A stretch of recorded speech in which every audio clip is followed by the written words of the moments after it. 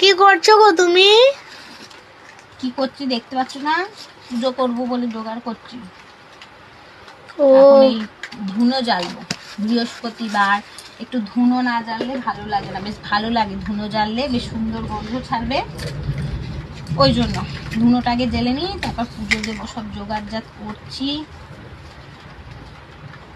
আর ধুনো জ্বাললে, ধুনোর সাথে একটু কর্পূর দিলে তাতে কি হয় বলতো? তাতে সব নেগেটিভিটিও দূর হয়, আর ঘরেও কি সুন্দর গন্ধ থাকে না?